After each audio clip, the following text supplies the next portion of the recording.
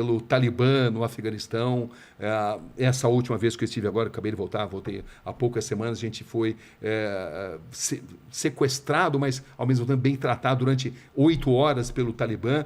E em 96, a gente tinha filmado uma vila que tinha sido dizimada pelo Talibã, porque os moradores tinham dado comida para os inimigos do Talibã, uma vila persa. Sim. E a gente foi interceptado. E na saída, eles fizeram toda a menção, queriam... No meio do caminho, pegaram No meio vocês? do caminho. A gente fez todas as imagens, a vila persa sendo totalmente dizimada, e na saída a gente foi interceptado pelo Talibã. Eles fizeram toda a menção que iam nos executar. Era eu e o cinegrafista Sherman Costa. Vocês tinham um tradutor? A gente tinha um tradutor de pastum, eu sabia, mas o fato de eu saber falar algumas palavras em pastum fez com que eu ganhasse uma simpatia e fez com que eu convencesse aqueles guerrilheiros a trazerem o comandante que falava inglês. Aí com o inglês eu pude me comunicar com eles e aí eu o convenci de que a gente tinha se perdido, que não era exatamente verdade, mas a gente acabou até recebendo um banquete deles. É? Mas como que bate em você quando o cara fala a gente vai te executar?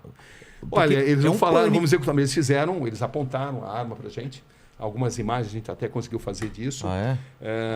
Eles acharam que vocês estavam fazendo o quê? Eles achavam que a gente tinha filmado toda a vila persa e que a gente fosse americano e que estava tentando exatamente denegrir a imagem do Talibã. Entendi. Entendeu? Então, o fato de saber falar algumas palavras em pastum misturado com árabe, falei sarrafi brasileiro, Mahabara Nashta, falei, sou jornalista brasileiro, não tem problema. Neymar. Não sou, Neymar na época não, né? Porque, na época, mas eu sempre carreguei comigo, porque isso era 96, né? Então, Neymar ainda... 96, quem que era do Brasil famoso? Romário, pô. Romário? Careca, isso, exatamente, Careca já tinha até... Era o Romário mesmo, Romário que tinha se consagrado, Romário e Bebeto, né? Que tinham se consagrado 2 anos antes na Copa do Mundo. Mas, enfim... Você carrega umas camisas do Brasil? Eu levo camisa do Brasil e sempre levei comigo também foto do Pelé comigo, entendeu? O Pelé, uma vez, quando eu era correspondente em Londres, ele foi me visitar, a gente jogou tênis, ele foi na minha casa, então eu tinha foto com a minha família, a gente passou assim uma tarde memorável e era uma foto muito íntima. E essa foto íntima me abriu muitas portas, fez com Salvou que muita situação de tensão fosse aliviada. Nossa. Entendeu? O Pelé, ele abre portas em todos os lugares. Até hoje, né? Até hoje. Você fala Pelé, é a magia. Eu sou muito grato a ele pelo privilégio de ter feito grandes entrevistas com ele e por tudo aquilo que ele significa para nós brasileiros no exterior. A história dessa foto, essa é o mesmo período que você falou? Esse é o mesmo período de 96, quando o Talibã tomou o poder. E aí como que é? Inclusive essas fotos aqui foram usadas agora e eles têm muito orgulho dessa época, que foi quando eles tomaram o poder pela primeira vez. O Talibã foi formado em 94, 2 anos depois eles tomaram o poder. Então, essa data, esse tempo da primeira ascensão deles é um momento assim épico para eles. Eles têm muito orgulho disso. Quando você mostrava agora essas fotos serviam para abrir portas e serviram para consertar situações de muita tensão. Porque agora o Talibã voltou ao poder 20 anos depois. A gente acabou de fazer uma série chamada Missão Cabul, que é uma série que cotada para ganhar prêmios e tal. Para você ver aqui como é que é a vida do repórter. Isso aqui já é um rapaz que trabalha comigo, já tentando fazer uma matéria investigativa e sedento por entrar em contato comigo. Fatalmente ele tem que tomar alguma decisão. E a minha vida é assim, a vida inteira tendo que tomar decisões, tendo que construir estratégias para fazer matérias que tragam algum tipo de benefício para a sociedade, né? Mas isso te traz algum tipo de ansiedade? Porque uma decisão errada pode te custar a vida, né? Traz, sim. Nesse caso, Mas também traz assim um sentido de recompensa muito grande quando você consegue ajudar a promover justiça. Nesse caso, por exemplo, dos padres, que você conseguiu trazer justiça, não há dinheiro que pague, né? Tem dinheiro que pague. Ou nesse caso, por exemplo, da ascensão do Talibã, você mostrar que as mulheres foram cerceadas dos seus direitos mais elementares e você ajuda a chamar atenção para a comunidade internacional, você sente que a sua matéria está sendo importante para a promoção de justiça. E não existe sentido na nossa profissão se a gente não ajudar de alguma forma a promover justiça, né? Pelo menos é assim que eu encaro a profissão. E fazer uma transformação. Foi nessa ida que você mostrou os caras sem orelha? Que eles cortavam a orelha ou não? Cortava a orelha, foi no Iraque. No Iraque? Foi 2 anos antes. Um ano antes. Tinha essa história, mas Iraque não era... foi em 95. Havia uma grande lenda. O governo de Bagdá, o Saddam Hussein, o Tariq Aziz, que era o vice-primeiro-ministro, o homem que aparecia para a imprensa internacional, desafiava jornalistas internacionais a provarem que eles cortavam a orelha daqueles iraquianos que ousassem se negar a servir o exército. Entendeu? Isso sempre circulava, mas eles desafiavam jornalistas a provarem isso. E nós conseguimos provar. Eu vi essa cena. Isso. Quem que puxa o turbante, alguma coisa que mostrou? Essa foi a segunda situação, né? Porque, na verdade, eu fui beneficiado pelo fato de que a gente estava ali em Bagdá, com o Saddam Hussein, e 24 horas por dia, monitorados pelos agentes do Saddam. Eles estavam do lado. Eles estavam lá, eles sabiam tudo onde a gente estava, o que a gente estava fazendo. Quando você apontava a câmera, o cara falava aqui pode, aqui não pode? Exatamente. Então, como é que eu ia, por exemplo, para Saddam City, onde estava a grande maioria silenciosa, né? Porque é o seguinte, internacionalmente, os xiitas são minoria. Tá. Os sunitas são maioria. São maioria. Mas os xiitas, no Iraque, eles são maioria. Uma maioria que jamais conseguiu deter o poder. E eu sabia que grande parte desses soldados que tiveram a orelha cortada estavam num lugar chamado Saddam City, porque em Saddam City havia contingentes de soldados, pelo menos havia essa informação, que se negaram a servir o exército e tiveram as suas orelhas sumariamente cortadas para servir de exemplo. Eles eram sunitas? Eles eram xiitas. Xiitas, exatamente. Eram o Saddam Hussein sunita. O Saddam Hussein sempre perseguia os sunitas. No Iraque são minoria. Tá. Entendeu? Mas eles sempre tiveram muito próximos do poder. Era uma minoria que sempre deteve um poder econômico maior. Tá. Entendeu? Os sunitas, se você considerar o islamismo internacional, são maioria. Mas dentro do Iraque, os xiitas são maioria. Tá. Né? Esses xiitas são apoiados pelo Irã, que é um país xiita, por exemplo. Né?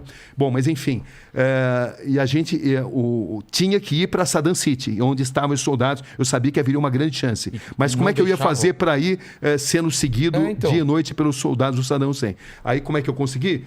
Ficamos sabendo que havia chegado assim um grupo de jornalistas americanos. E não havia agentes suficientes para monitorar americanos e brasileiros. Então, o sabedor disso, falou assim, olha, a gente está meio doente aqui, meio cansado, e também a gente está afim de jogar tênis, entendeu? Para relaxar um pouco. Então, a gente vai num outro hotel que tem quadra de tênis, e lá a gente vai jogar tênis, tá bom? Tudo bem? Então, eles até gostaram, porque eles não teriam como seguir a gente e os americanos ao mesmo tempo. Então, o que eu fiz? Eu e o cinegrafista Fernando Pelégio, que era o cinegrafista que estava comigo lá, a gente botou a câmera dentro de uma raqueteira de tênis e fomos para esse hotel onde havia uma quadra de tênis. Tá. Entendeu? Então vocês foram realmente para o hotel? Fomos para esse hotel. Tá. Chegamos até simular e para a quadra de tênis. Quando a gente se sentiu seguro... Não tem ninguém seguindo. A gente tratou de identificar um motorista que eu tinha informação que fazia ponto ali naquele hotel. Entendeu? Que era o Hotel Sulemânia. Meu coração já está acelerado só de você contar essa história. Né? Porque o que acontece é que a gente entrou no primeiro... mas a gente se enganou, não era o motorista indicado, a gente tinha se enganado. E esse motorista, ao invés de levar a gente para Saddam City, ele levou a gente para o Ministério da Informação. Pô. Aí no Ministério da Informação, o que você queria para Saddam City? Não, eu falei, Saddam City não. A gente queria ir para o Ministério da Informação do Saddam, entendeu? A gente queria vir para cá justamente. Entendeu? A cidade, né? Deu um Miguel ali, eles acreditaram e tal. Aí a gente voltou para lá. Quando voltamos para lá... Para o primeiro hotel? O primeiro hotel onde a gente ia jogar tênis. Tá. Entendeu?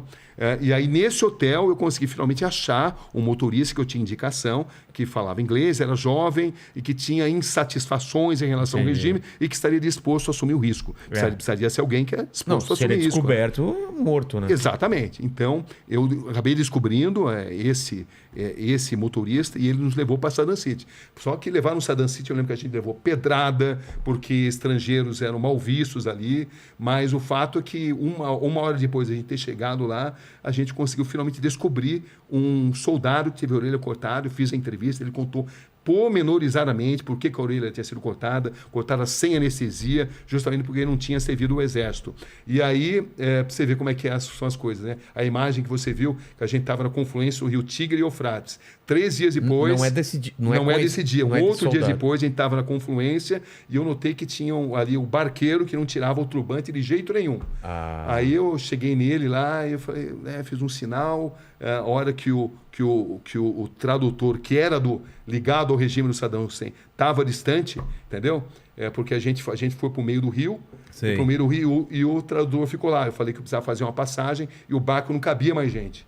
Entendeu, não? Porque o tradutor era deles, né? E aí, meio por sinais, eu expliquei para ele contar a história. E aí ele tirou o turbante, contou a história. Eu tive que traduzir depois. E aí era a história da mesma coisa. Mesma coisa. Não quis servir. Não quis servir o exército, a orelha foi cortada, não teve anestesia. E a família passou a ser perseguida. E o mais interessante é que eu lembro entrevistando o Tariq Aziz, o vice-primeiro-ministro, ele falou assim, eu desafio você a encontrar essas pessoas. Onde estão essas pessoas?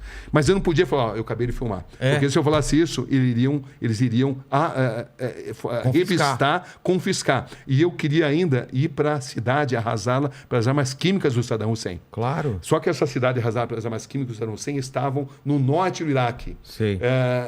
E você não consegue entrar, você não conseguia na época entrar no norte do Iraque, no Kurdistão, pelo próprio Iraque, porque os agentes do Saddam Hussein não deixavam. O que você tinha que fazer?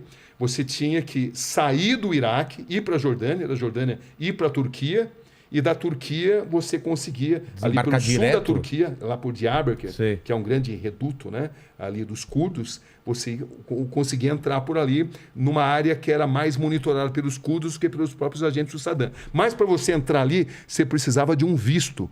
Mas ali eu tive uma grande sorte, repórter, precisa ter sorte também. Estavam programadas eleições em Bagdá. Você vê eleições em Bagdá, né? Com o Saddam Hussein, né? Você acha? Já sabe o resultado. Conversa na carochinha, né? Mas ia ter ali o teatrinho deles. Os caras lá assim, tá bom, o cara joga fora aqui.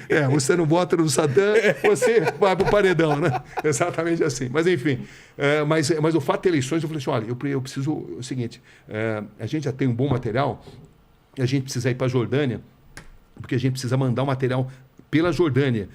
Mas só que eu quero voltar aqui para cobrir eleições, porque eu fiquei sabendo que eu precisaria de um visto. E aí eu falei, eu vou voltar aqui 2 semanas para cobrir as eleições. Aí eles me deram um visto. Aí eu não voltei para cobrir as eleições. Eu fui... E valia lá para cima também. Aí valia lá para cima também.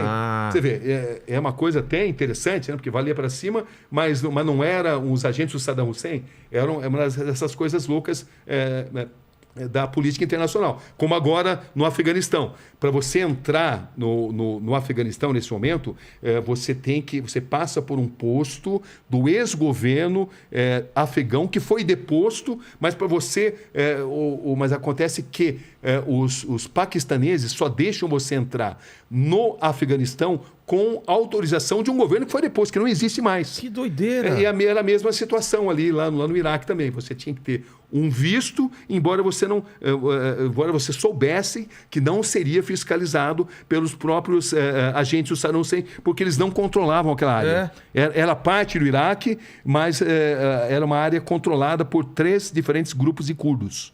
Entendeu? Você não usou o visto? Usei o visto porque os agentes de imigração turca, eles pediam. Eles pediam, você tem o visto? Eles só te deixavam passar, se não te deixavam passar. Era uma ironia, contradição totalmente, porque era um visto de um governo que ali não tinha influência, né? Que ali não mandava. Mas, enfim, você conseguiu chegar nós conseguimos, nas armas? Nós conseguimos. Foi uma reportagem de praticamente 2 meses ali, né?